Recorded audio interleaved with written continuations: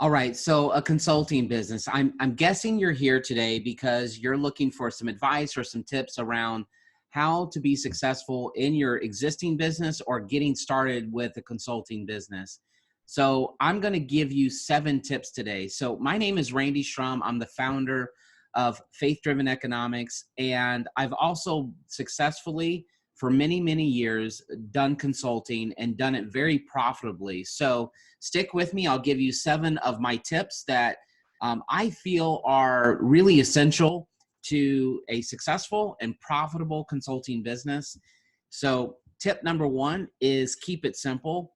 And it's probably one of the hardest things to do in consulting is you are tempted to be all things to all people, and you do not want to be kind of like a jack of all trades or a jack of all consultants. You want to be specialized and specific to save yourself and a lot of time and a lot of stress. And you'll also be able to be a lot more profitable by keeping it very specific, very simple. And because that allows you to define your target audience even that much more, which then allows you to do a lot of marketing, paid traffic, whatever type of marketing, and be much more specific with it. Number 2 is solve one problem. Focus on solving one problem for your clients, and then focus on the one that's going to generate what we would call the biggest return, whether it be financially, whether it be in terms of relief or a solution for that client.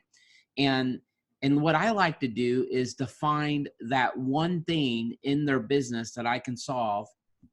And what I do is obviously I specialize in a specific area, and that is business optimization, business growth, which kind of has some things under it, which is really an end of the day is marketing. Now, number 3 is set clear expectations, and set clear expectations through the proposal process, the agreement process, where the expectations are outlined even in your proposal or agreement, meaning the delivery, how you deliver, your time, when they can interact, how they'll be able to interact, the set number of those things. Also set the measurables, or AKA the results they can expect from you, what those measurables are. And again, I like to note these things within my proposals and in my agreements, and they are absolutely essential. If you do not have phases of delivery, set expectations, and then also what the expenses would be if they ask you to, for example, travel or to do other things, or there's, they basically come back with what you might want to call a change order. These are things that you need to be thinking about and write into your agreements, but make them clear, make them simple to understand.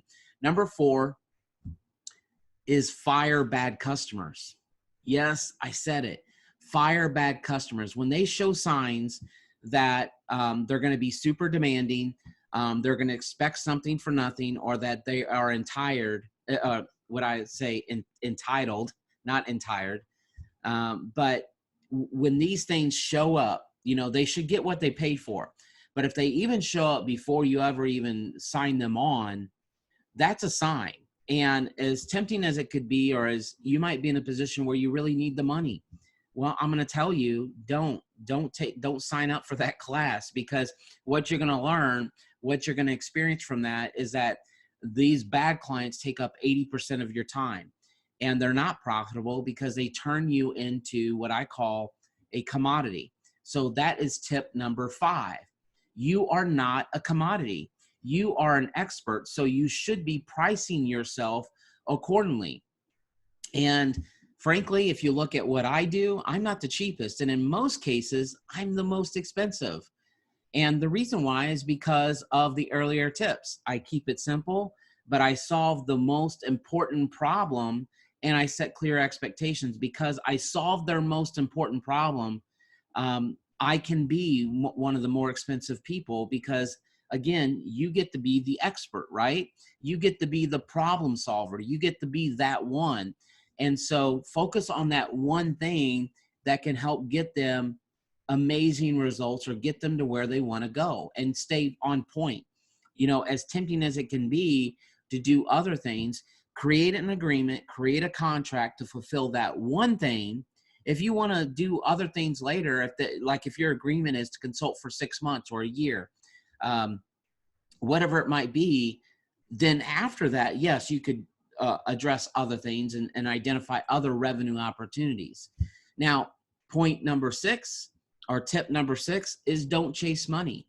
As a consultant, you do not want to chase money, fire off the wrong signals. And what I mean by that is someone who hasn't signed up yet.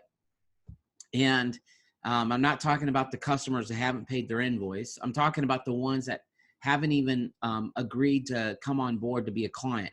Don't chase them, because all you're going to do is send off the wrong signals that you really don't have much going on in your business, which probably signals that we're probably not a good fit, because it means that you're maybe not as good of a consultant as they need you to be, right? So really, really important. And then tip number 7, as we close off, is, and this is a book recommendation for you. And it's not my book. It's just a book that is very effective for consultants. And it's Pitch Anything by Oren Klaff. I'll put a link here below the description, and also the 7 tips that I've shared with you. And, actually 2 books. Sorry about that. And then the second book, which might be the most important one, is one called Expert Secrets, thus Consultants, right? And again, not my book, but a really good book around you as an expert, you bringing your expertise to the market. How do you do that? So if you're in those early stages, or you just really want to perfect how you do it, then I highly recommend that book, Expert Secrets by Russell Brunson. So I'll put that link in the description as well. Now, I'd like to close off and share with you this is, if you'd like more free business advice, then subscribe to our Kingdom Insights newsletter. I'll put a link here below. And what we do here at Faith Driven Economics is really simple, is we help bridge the gap between your belief and being profitable. And how can you do that? And that's what we focus on. So if you like these tips, make sure you like the video, subscribe to our channel, and we continue to have more videos that are being released. And so thanks for watching, guys, and see you in the next video.